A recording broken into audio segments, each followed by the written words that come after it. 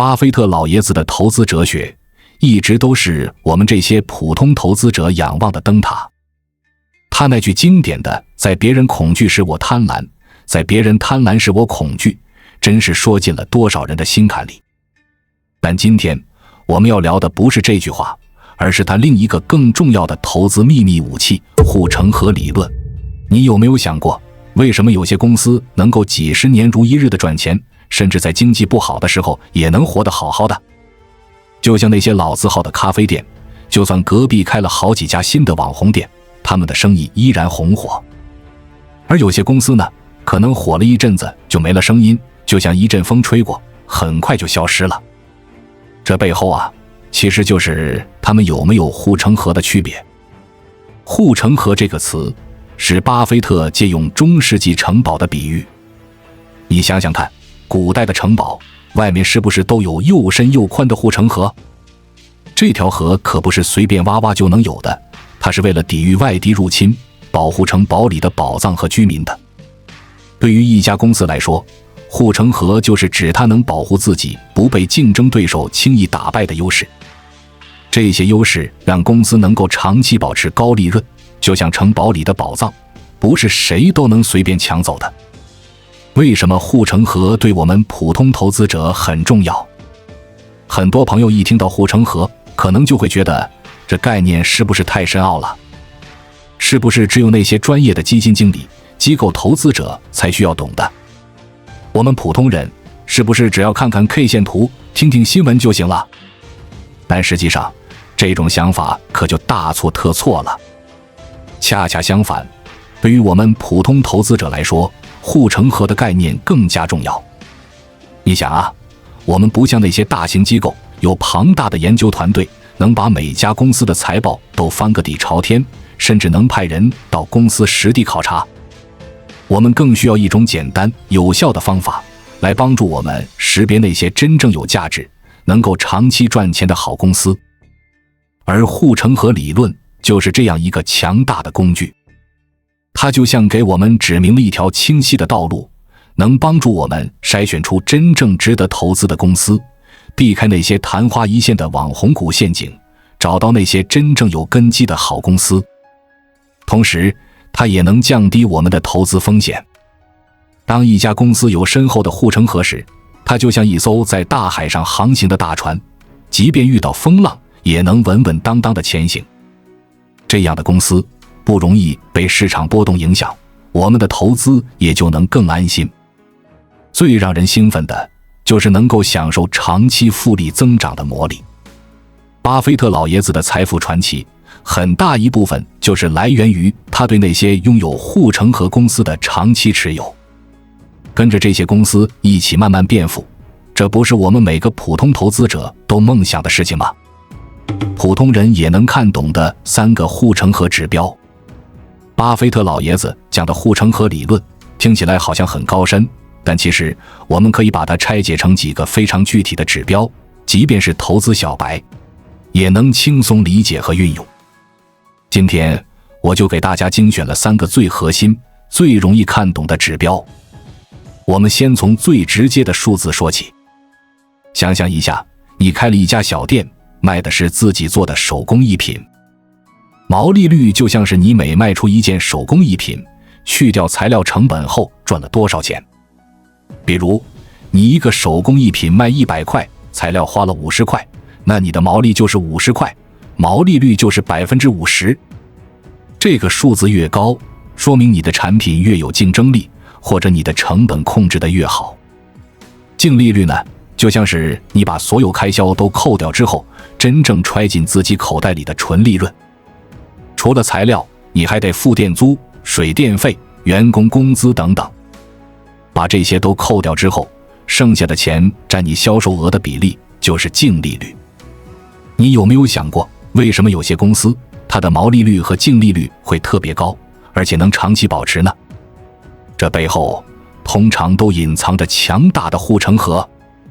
就像你做的手工艺品，如果市场上独一无二，或者你的品牌已经深入人心，大家就愿意为你支付更高的价格，这样你的利润空间自然就大了。反之，如果你的手工艺品随便哪里都能买到，那你就不得不打价格战，利润就会被压缩。所以在看一家公司的时候，你可以打开任何一个股票软件，找到你想研究的公司的财务报表。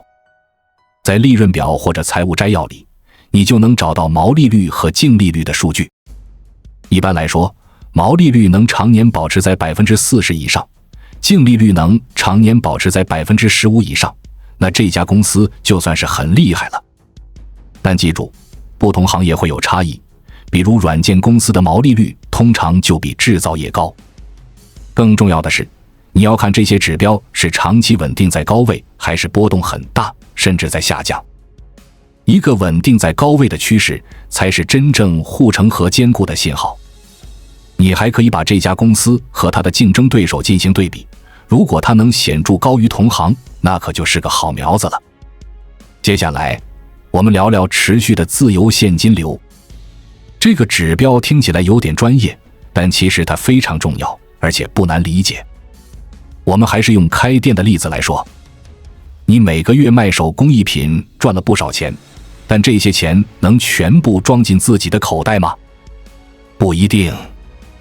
你可能还要投入一些钱去买新的工具、装修店铺，甚至开发新的产品。自由现金流就像是你每月发了工资，扣掉房租、水电费、吃饭这些日常开销，再扣掉为了提升自己能力，比如报个班的投资，最后剩下的可以存起来或者随便花的钱。这些剩下的钱越多，说明你越有财力，日子过得越滋润。对于公司来说，自由现金流就像公司的存款，是真金白银。一家公司有了持续的自由现金流，它就可以给股东分红，把赚到的钱分享给投资者，大家一起开心，也可以回购股票，这能提升每股收益，让我们的股票更值钱，还能还清债务，降低财务风险，让公司更健康，甚至可以投资新项目，扩大业务，寻找新的增长点，为未来储备力量。在我们进一步探索之前，我们有一个激动人心的消息要告诉大家，我们已经开通会员功能了。现在您可以加入我们的会员大家庭，享受会员专属影片和更多独家内容。别忘了关注才知道，并点击小铃铛，我们将继续揭示更多关于金钱的真相，助你迅速实现财务自由。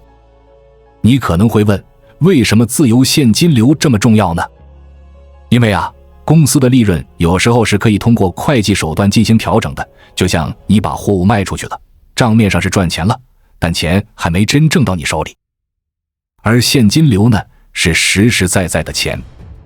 一家公司即便账面上看着利润很高，但如果没有足够的现金流，那它可能只是纸面富贵，甚至可能面临资金链断裂的风险。所以在看自由现金流的时候，在公司的财务报表里找到现金流量表，里面有经营活动产生的现金流量净额和投资活动产生的现金流量净额。你可以简单计算，自由现金流约等于经营活动现金流量净额资本支出。资本支出通常在投资活动现金流量净额的明细项里能找到。首先，自由现金流必须是正数。如果一家公司常年自由现金流是负数，那它就像一个一直在烧钱的无底洞，非常危险。其次，最好是每年都在增长，或者至少保持稳定。更重要的是，如果公司的净利润很高，但自由现金流却很少甚至为负，那就要警惕了，这可能是虚假繁荣的信号。最理想的情况是，自由现金流能和净利润的趋势保持一致，甚至高于净利润。最后，我们来看看强大的品牌力或垄断地位。这两个指标虽然不能直接在财报上找到具体的数字，但它们却是护城河的灵魂，是最核心的竞争力。强大的品牌力就像你店里做的手工艺品，因为独特的设计和高质量，大家都知道你的店，甚至不惜排队也要买你的东西。消费者心中形成了独特的认知和忠诚度，他们愿意为这个品牌支付溢价。垄断地位呢，就像你店里的手工艺品，是只有你才能制作的独家产品，别人想模仿也模仿不来。你在市场中占据了绝对的主导地位，竞争对手很难进入或者威胁到你的地位。你有没有想过，为什么品牌力和垄断地位是如此强大的护城河？品牌力能大大降低公司的营销成本，因为它自带流量。同时，它能提高消费者的粘性，大家用习惯了就不想换了。这种影响力，竞争对手是很难复制的。垄断地位则赋予了公司强大的定价权，它可以把价格定得更高，利润自然也更高。同时，也意味着更小的竞争压力，公司可以更专注于产品和服务的提升，不用整天担心被别人超越。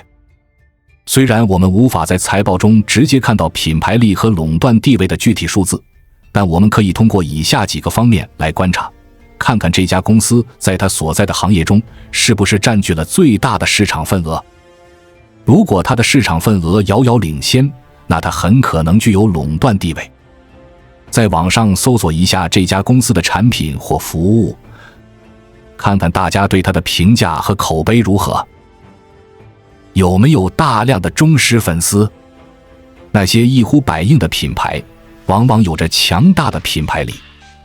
另外，看看这家公司的产品价格是不是比竞争对手高，但依然有很多人愿意购买。这就说明消费者对它的品牌信任度很高，具备强大的定价能力。还有些公司拥有独家的技术专利或核心技术，这使得其他公司很难模仿，从而形成技术壁垒，这本身就是一种隐形的垄断。最后，考虑一下转换成本。消费者从这家公司的产品或服务转换到其他公司的产品或服务，成本高不高？比如，你习惯了某个手机操作系统，要换另一个可能就需要重新学习，数据也要迁移，这就是转换成本。转换成本越高，用户粘性就越强。运用护城河选股，找到你的绩优股。掌握了这3个指标，我们就可以开始尝试运用护城河选股法了。这个过程就像寻宝，我们要耐心地找到那些真正闪闪发光的宝贝。首先，你可以先在股票软件里设置一些基本的筛选条件，比如选择那些在各自行业里排名前列的行业龙头，他们通常都积累了一定的优势。再看看市值适中的公司，不要只盯着那些特别小的公司，也不要只盯着那些特别大的巨无霸，找到适合自己资金体量的。